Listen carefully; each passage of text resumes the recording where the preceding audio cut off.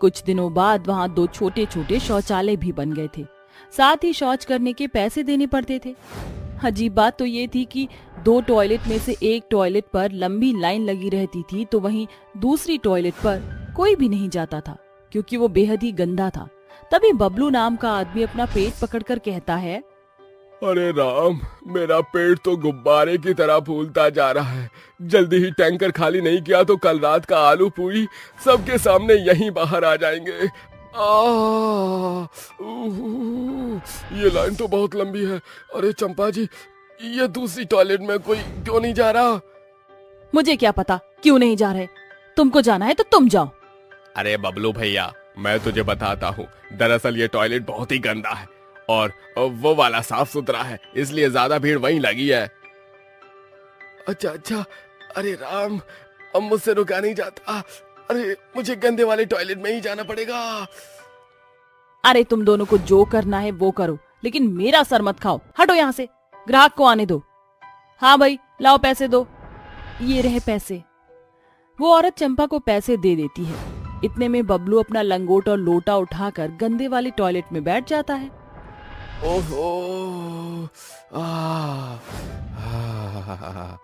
अब जाके आया मेरे बेचैन पेट को करार।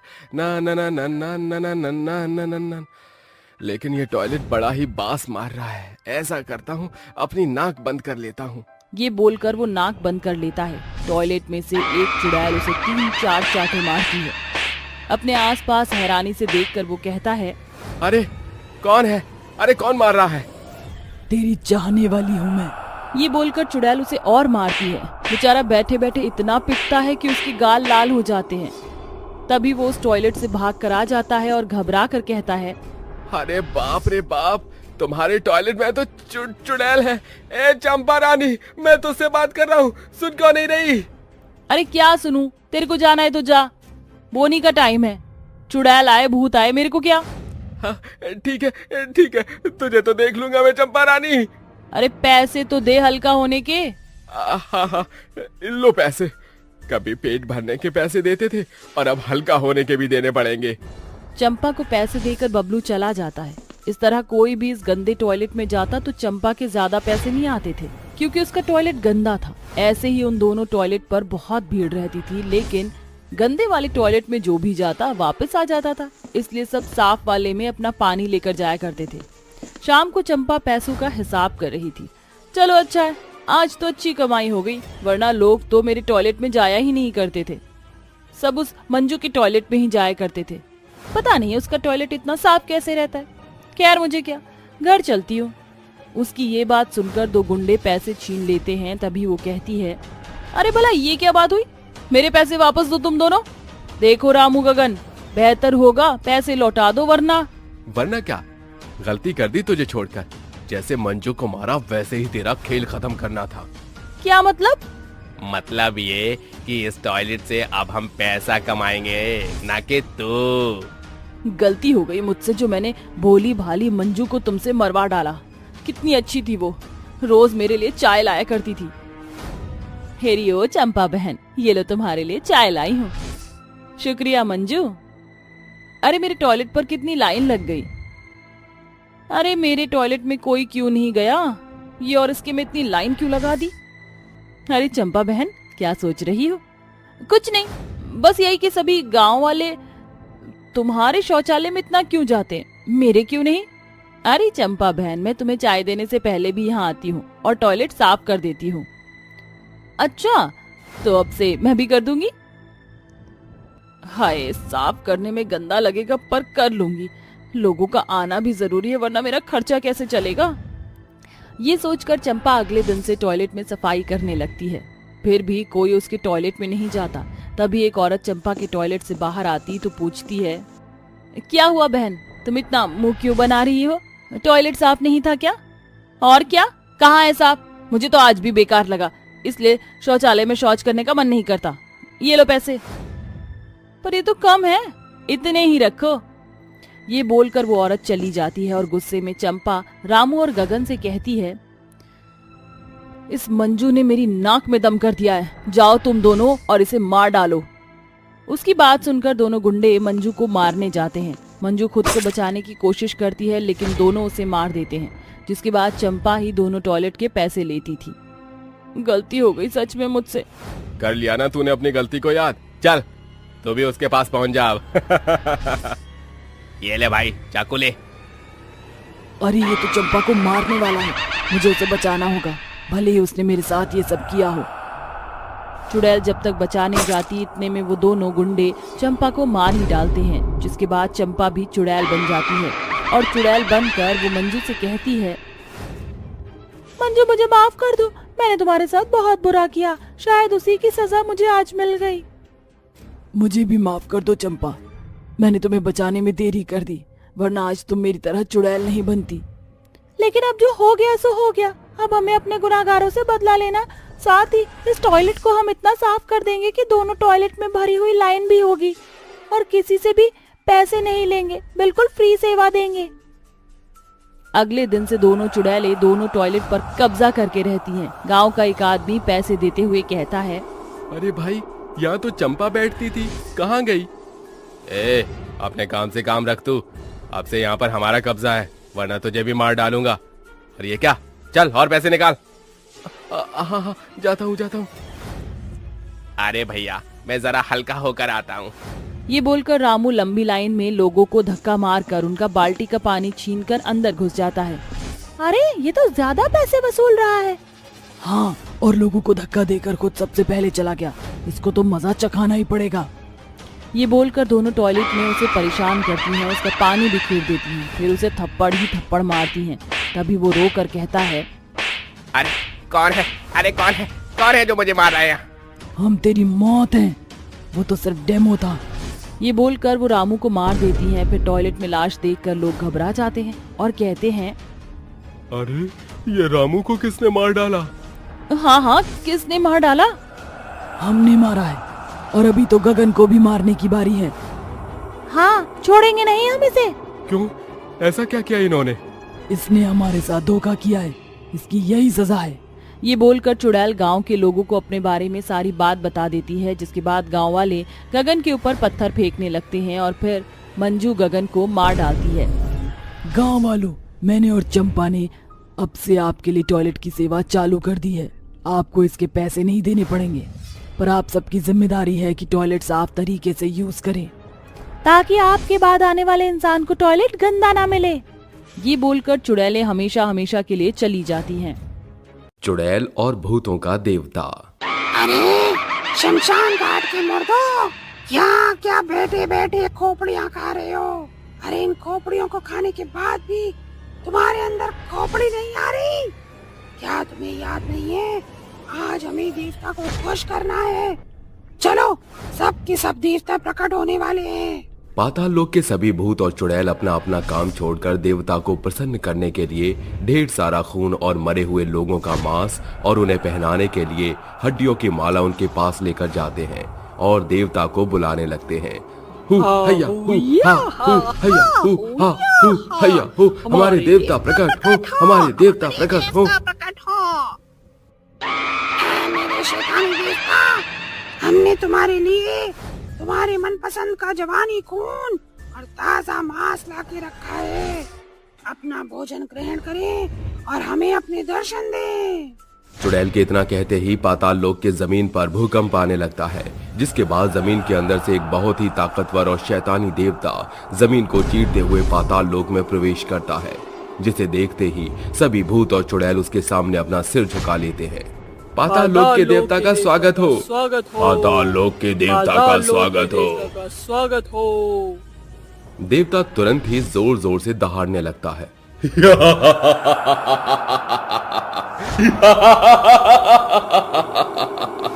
तुम सभी ने मुझे प्रसन्न किया है और मैं तुम सभी से बहुत खुश हूँ। बोलो क्या चाहिए तुम्हें? देवता, हम तो बस आपके गुलाम हैं, हमें कुछ नहीं चाहिए, लेकिन हमें इस श्राप से मुक्त कर दो। हम अपने लिए भोजन भी प्राप्त नहीं कर पाते हैं। इंसानों के मीट को खाने के लिए हम लोग तरस गए हैं, और कब तक हम इस पाताल लोक में कैद रहेंगे? तुम लोगों की सजा अब मैं खत्म करता हूँ। आज के बाद तुम जितना चाहो उतने लोगों को मारकर खा सकते हो। आज से तुम मेरे शाप से मुक्त होते हो। ये कहकर भूत और चुड़ैलों के देवता धरती में ही समा जाते हैं, जिसके बाद पाताल लोक का दरवाजा अपने आप खुल जाता है और सभी भूत और चुड़ैल इंसानों को खाने के लिए पाताल लोक से बाहर निकल आते हैं। जिसके बाद वो पृथ्वी पर जाकर एक गांव के अंदर लोगों को मारकर खाने लगते हैं। आखिरकार हम सब मुक्त हो गए हैं। आज के बाद हम जितना चाहें उतना इंसान को खा सकते हैं। पाताल लोक के देवता की जय हो। उन्हीं की वजह से हम अपने शाप से मुक्त हुए हैं। चलो अब अपने शिकार को ढूंढने चलते हैं। भूत और चुड़ैल इंसानों के ऊपर टूट पड़ते हैं और उन्हें मार मार के खाने लगते हैं। चुड़ैल, अरे मेरी मैया, चुड़ैल कहाँ से आ गई है? ए चुड़ैल, मुझे छोड़ दे, जाने दे मुझे। मैंने तेरा क्या बिगाड़ा है? सीने हमारा कुछ नहीं बिगाड़ा। बरसों से इंसान की मीट को तरस रहे हैं। हम सब भूत और चुड़ैलों ने अपनी भूख को मारकर देवता की भूख मिटाई है और अब हमारी बारी है। कई सालों से भूखे थे, अब तुम लोगों को खाकर हमारी भूख मिटेगी। ये कहकर चुड़ैल पुष्पा के ऊपर टूट पड़ती है और उसे अपने मुंह से चबाकर खाने लगती है। वहीं दूसरी तरफ भूत भी अपना शिकार ढूंढते और उन्हें मारते चारों तरफ लोगों की भगदड़ मच जाती है। लोग अपनी जान बचा बचा कर भागने लगते हैं। हमें छोड़ दो, हमें जाने दो। अरे हमने तुम्हारा क्या बिगाड़ा है? तुम हमें क्यों मार रहे हो? कम से कम मेरी बूढ़ी हड्डियों को तो देखो। मुझे खाकर तुम्हें क्या मिल जाएगा? अरे थोड़ी सी जिंदगी बची है, मुझे उसे जीने दो, मुझे छोड़ दो। लोगों को इस तरह तड़पते हुए देखना मुझे बहुत ही आनंद आ रहा है। आज तो दिल को सुकून मिल रहा है। भूत और चुड़ैल का पूरे गांव में आतंक फैल जाता है, जिसके बाद अचानक से बादलों से बिजली कड़कने की आवाज आती है। जिसके बाद एक बिजली धरती पर आकर गिरती है और उसके अंदर से एक फरिश्ता निकलता है। तुम प्रकृति के नियमों को तोड़कर पृथ्वी पर क्या करने आई हो? ये तुम्हारा कोई आशियाना नहीं है जहां तुम जो चाहो वो करो। ये इंसानी दुनिया है, यहां से वापस लौट जाओ, नहीं तो इसका अंजाम बहुत बुरा होगा। तू कौन होता है हमें रोकने वाला? तुझे तो हम अपनी एक फूंक से ही यहां से उड़ा देंगे। अगर अपनी जिंदगी की सलामती चाहता है तो यहाँ से लौट जा, नहीं तो तेरा वो हाल करूंगी जो तूने सपने में भी नहीं सोचा होगा।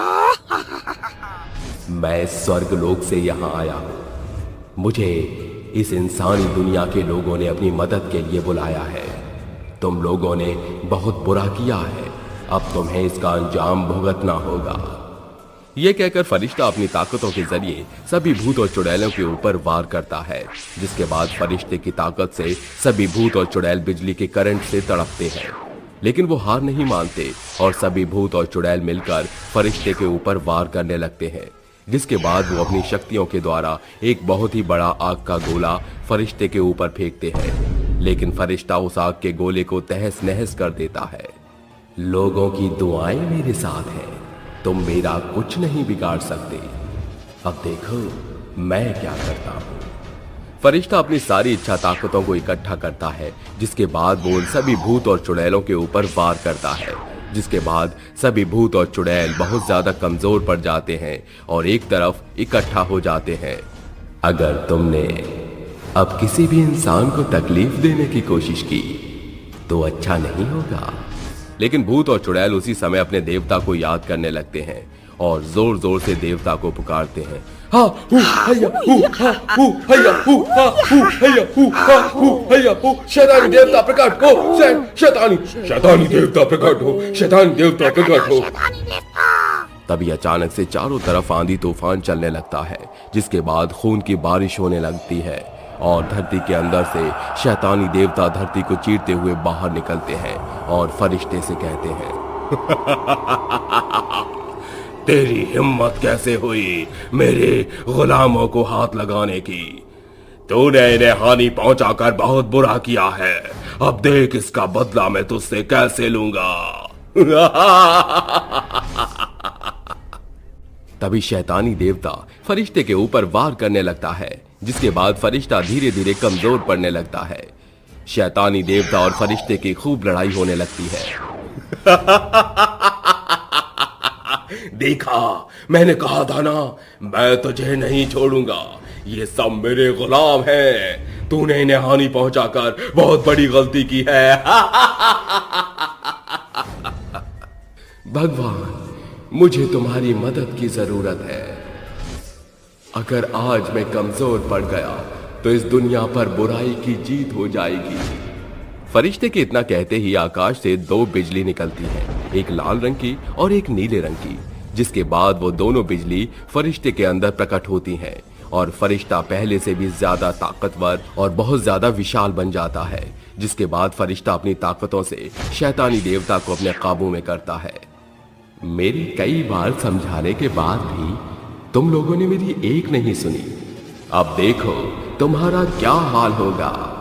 फरिश्ता अपनी ताकत के द्वारा उन्हें तड़पा तड़पा के मारने लगता है, जिसके बाद शैतानी देवता जलने लगता है। ये तूने ठीक नहीं किया। तुझे इसकी भरपाई करनी होगी। मैं तो अपने गुलामों के साथ वापस पाताल लोक जा रहा हूँ, लेकिन मैं दोबारा लौट कर आऊंगा और उसके बाद तुम में से किसी को नहीं छोड़ूंगा।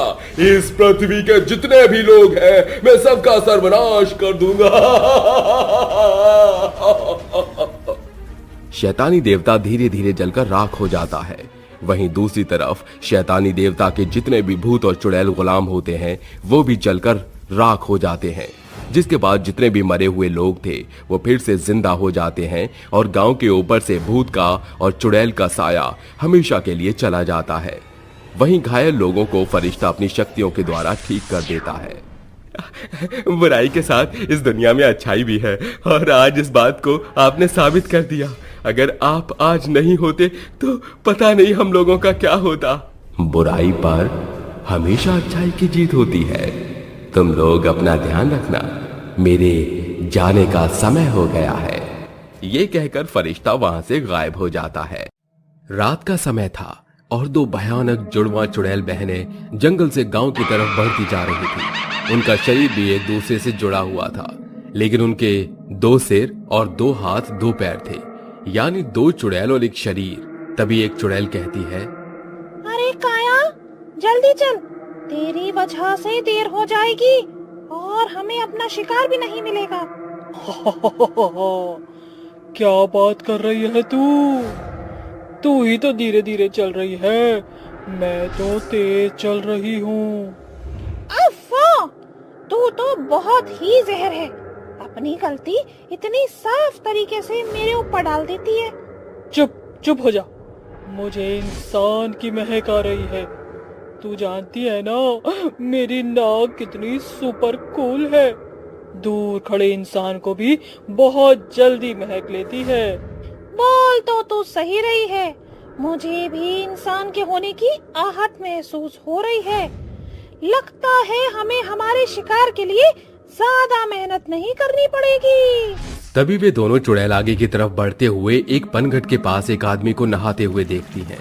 इल्लो कर लो बात, हमारा तंदूरी चिकन तो अभी स्नान करने गया है, अब क्या उसका इंतजार करें? अरे तंदूरी चिकन छोड़, तंदूरी बॉडी बोल बॉडी। हमारा शिकार तो बॉडी बिल्डर है। हाय, मैं तो फैन हो गई। चल ना, इसे छोड़ दे, मैं इसे पटाना चाहती हूँ। ले भैया फो, तू तो चुड़ैल होकर भी पूरे धुर्राटे काट रही है। चल ठीक है, मैं तेरे दिल को तोड़ना नहीं चाहती, जा और मौज कर। लेकिन बहन, तेरे बिना मौज कैसे हो पाएगी? पहले हम दोनों को अपने रूप बदलने होंगे, तभी हम उसके पास जा सकते हैं। लेकिन याद रहे, इस बार सुंदर मुझे दिखना है। छिपकली की शक्ल की तू क्या सुंदर दिखेगी। ये कहते ही काया अपने साथ साथ छाया का भी रूप बदल देती है, जिसके बाद वे दोनों इंसानी रूप में पनघट के पास पहुंच जाते हैं। उस आदमी के आने का इंतजार करने लगते हैं। जैसे ही वो आदमी पनघट से बाहर निकलता है, अपने सामने उन दोनों जुड़वा बहनों को देखता है, जिसके बाद उस आदमी के पैरों के तले जमीन खिसक जाती है और वो डर से थर थर कांपने लगता है। चुड़ैल, चुड़ैल, ये तो वही चुड़वा चुड़ैल है जो रात के समय लोगों को मार कर खा जाती है। लेकिन इन्होंने इंसानों का रूप क्यों बदल रखा है? हे भगवान, आज ये मैं कहाँ फंस गया? अब मैं क्या करूँ? ये दोनों तो मुझे मार ही देगी।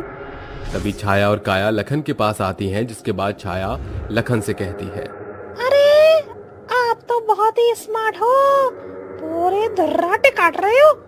जिम वगैरह करते हो क्या, जो इतनी सॉलिड बॉडी बना रखी है? तभी लखन अपने मन ही मन सोचने लगता है, अरे ये चुड़ैल तो मेरी बॉडी की तारीफ कर रही है। लगता है मैं इसको पसंद आ गया हूँ। यही सही मौका है इन दोनों चुड़ैल से पीछा छुड़ाने का। क्या हुआ? तू जवाब क्यों नहीं दे रहा है? कोई परेशानी है क्या? नहीं जी, मैं तो इतनी खूबसूरत और सुंदर लड़कियों को देखकर हैरान ही रह गया। आप दोनों बहुत ही खूबसूरत हो। क्या मैं आप दोनों के नाम जान सकता हूँ? मेरा नाम छाया है और ये मेरी बहन, इसका नाम काया है। हम दोनों बचपन से ही जुड़वा हैं और एक शरीर दो जान हैं। अरे वाह, तुम तो अनोखी हो। तुम्हारी तो बात ही निराली है। लेकिन इतनी रात गए तुम यहाँ क्या कर रही हो? शिकार ढूंढने निकले हैं। क्या कहा? शिकार? अरे वो मेरी बहन का कहने का मतलब ये है कि हम इतनी रात के समय अपनी मुर्गी को ढूंढने आए हैं। कहीं दिख ही नहीं रही है, पिंजरे से बाहर चली गई।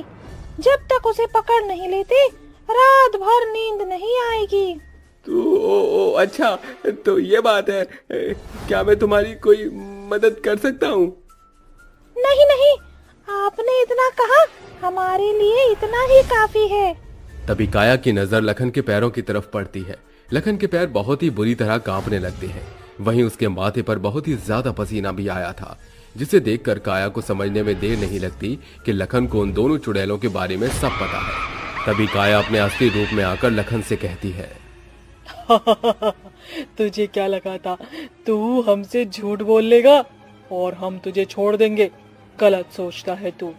मैं जानती हूँ कि तुझे पता है हम दोनों चुड़ैल जुड़वा बहनें हैं, लेकिन अब हम तुझे मार कर खा जाएंगे।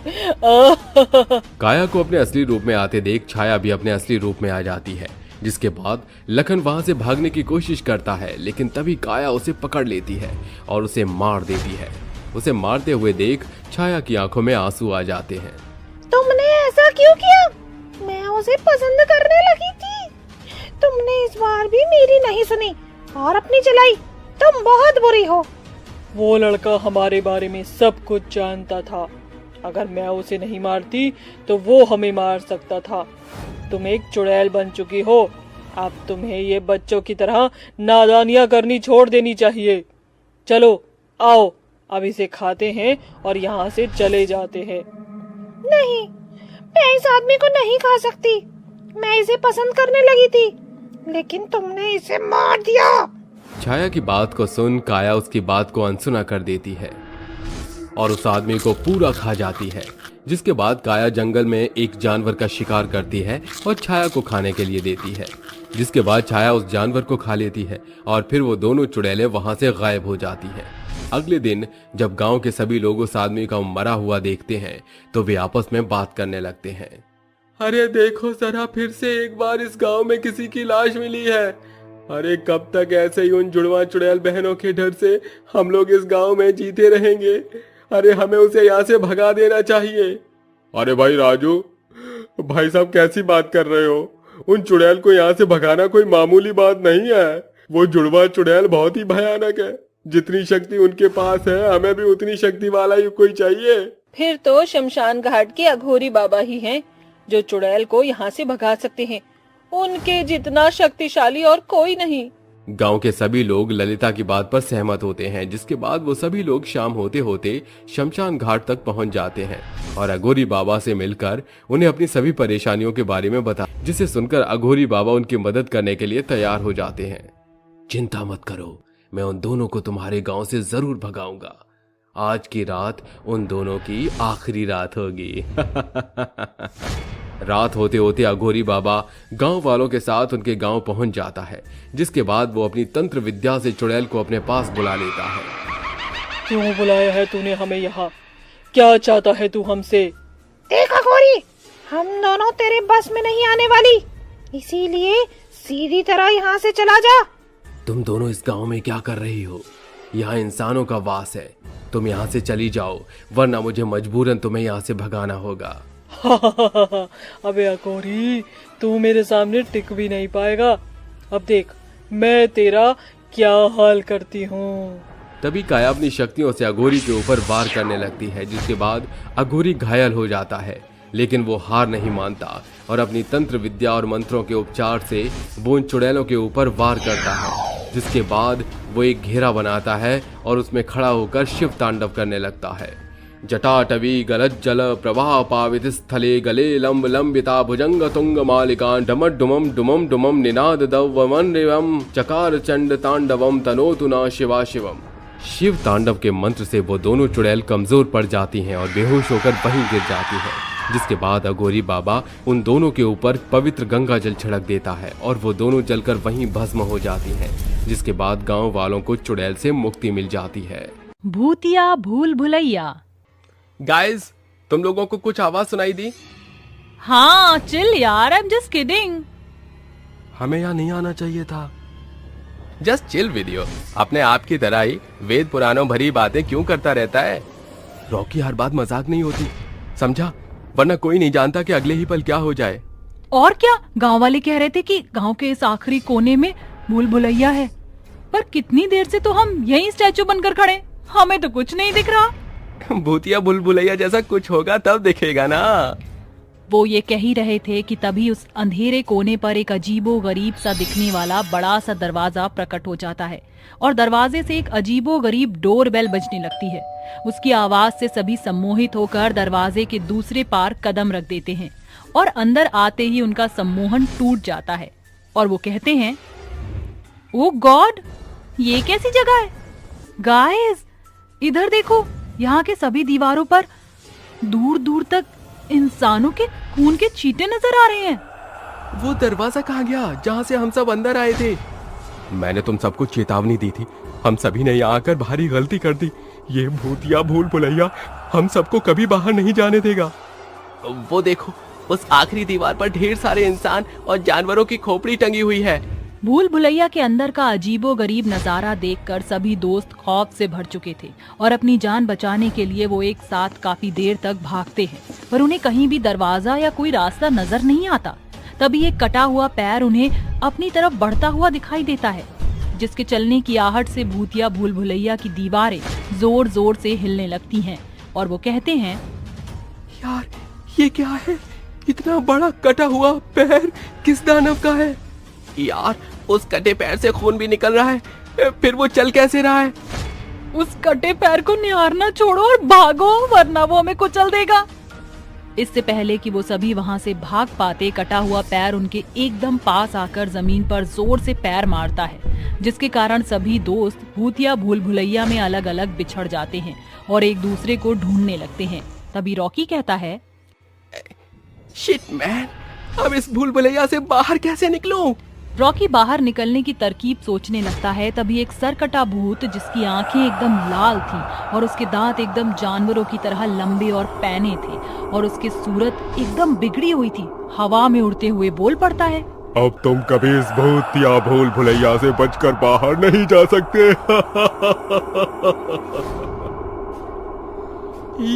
ये कैसा सिरकटा भूत है? कोई बचाओ, बचाओ, आना, अंजलि, वेद, वैभव, कहाँ हो तुम सब? तेरी आवाज मेरे सिवा कोई नहीं सुन सकता। ये मेरा भूतिया भूल भुलैया है, भूल भुलैया। सरकटा भूत अपनी काली शक्तियों से उसे मार गिराता है और खूंखार भेड़िए की तरह दहाड़ते हुए कहता है, सब मरोगे, एक एक करके तुम सब मरोगे। मैं इस भूतिया भूल भुलैया से किसी को जिंदा बचकर नहीं जाने दूंगा।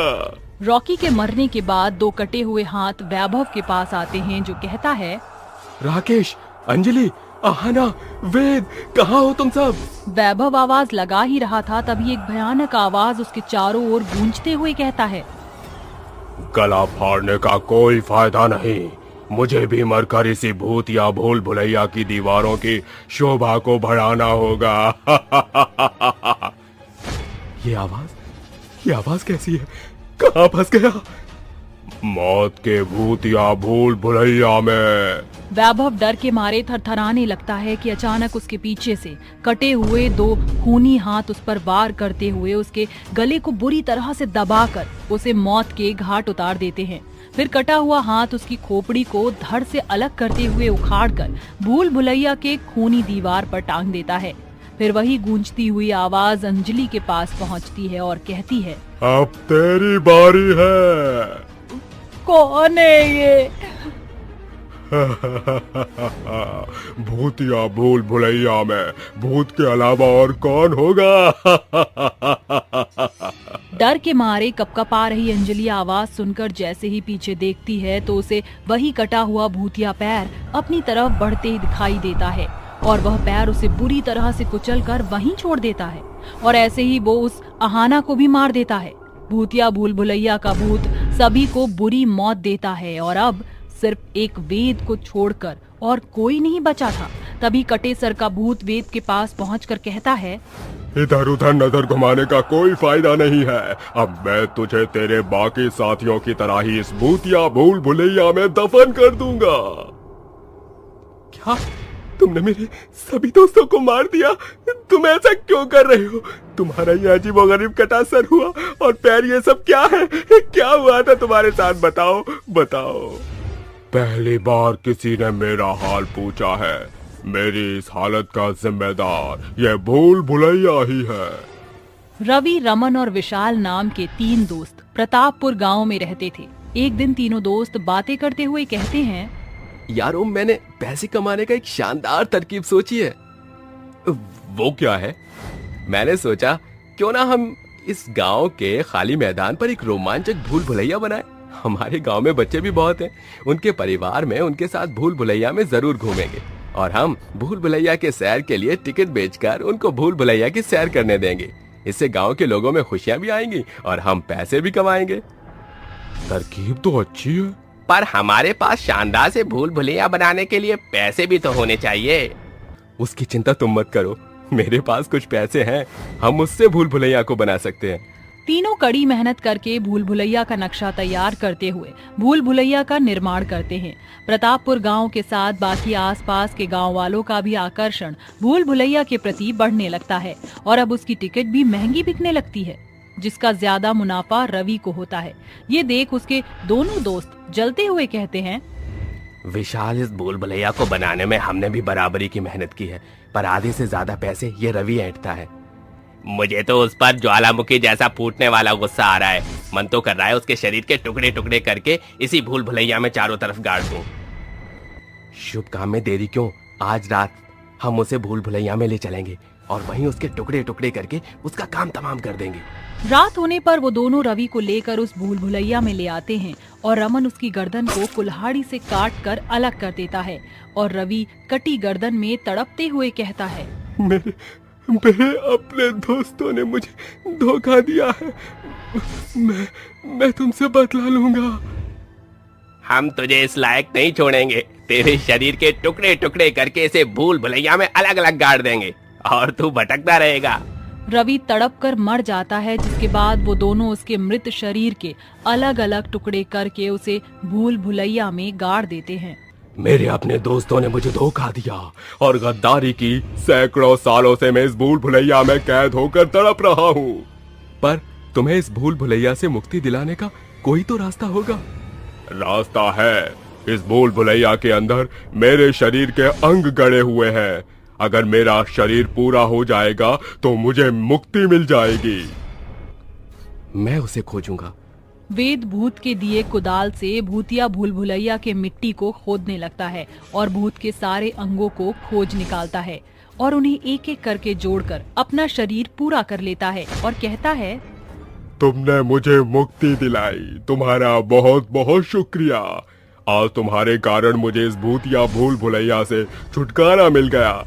मेरे जाने की घड़ी आ गई है। भूत के गायब होते ही भूतिया भूल भुलैया भी गायब हो जाता है और वेद वहाँ से बाहर आ जाता है, जिसके बाद वो भूतिया भूल भुलैया गाँव में फिर कभी नजर नहीं आता।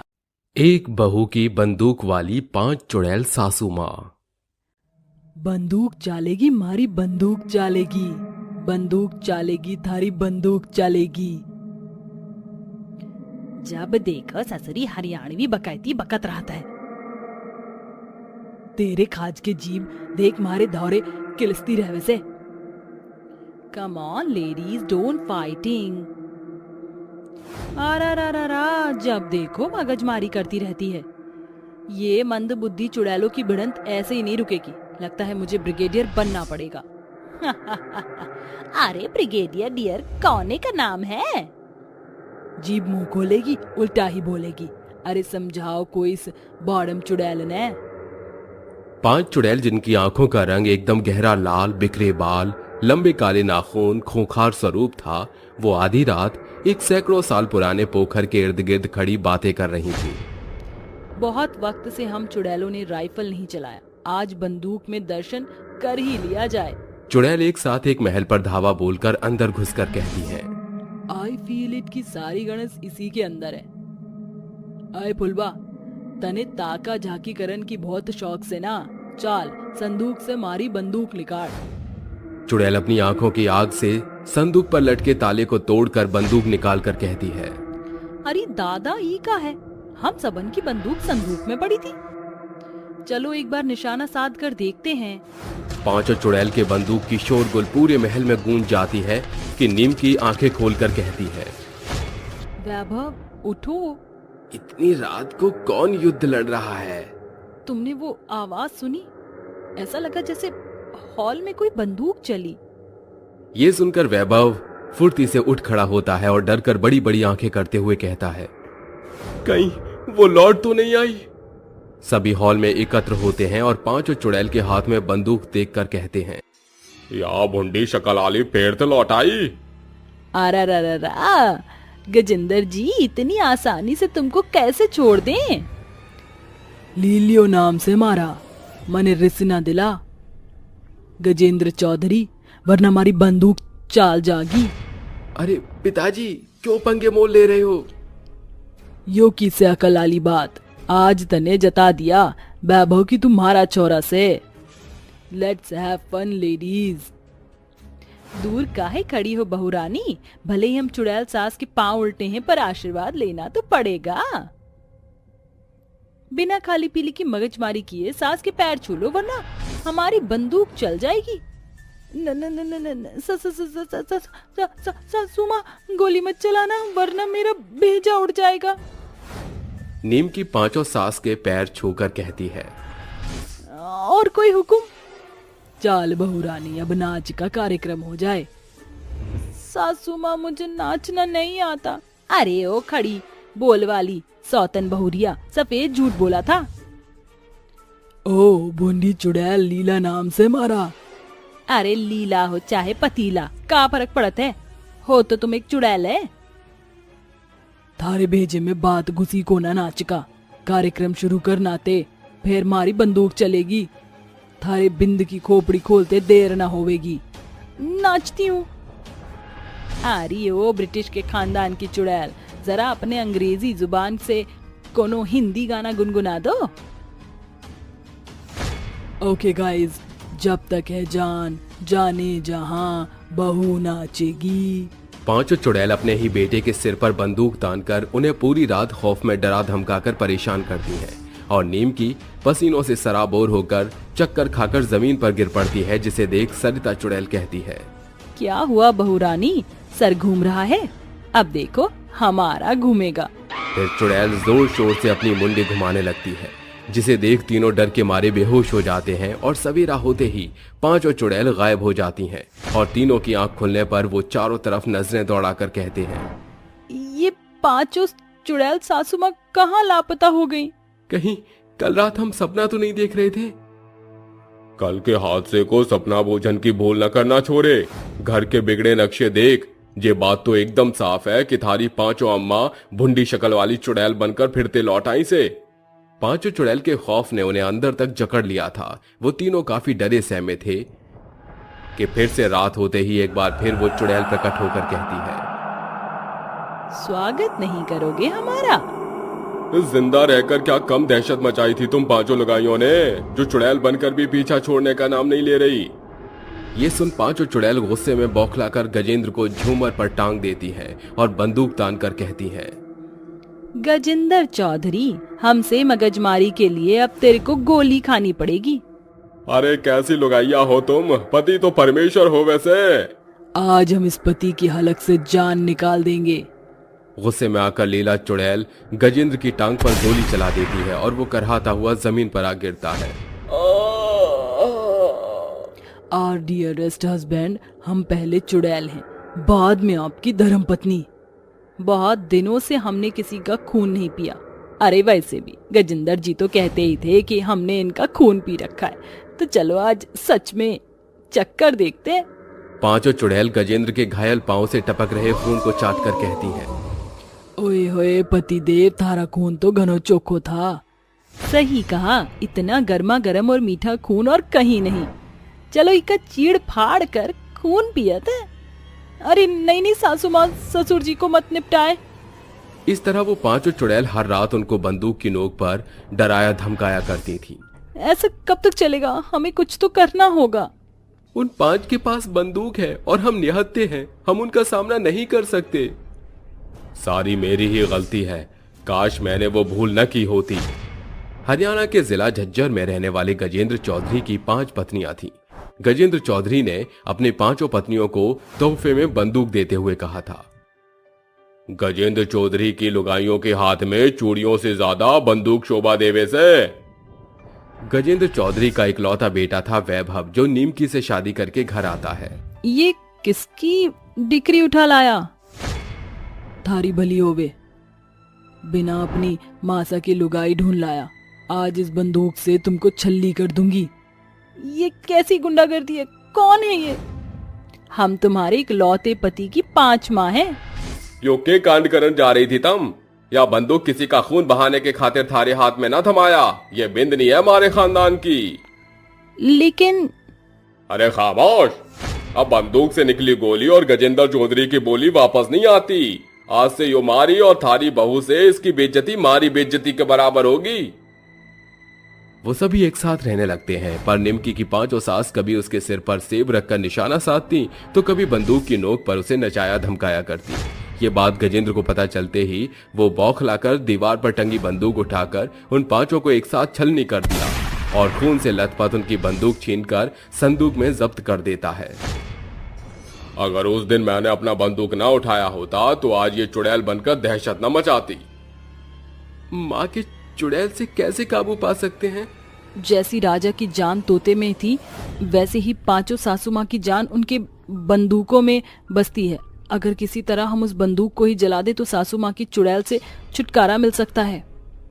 अब मैं जैसा कहता हूँ वही करना।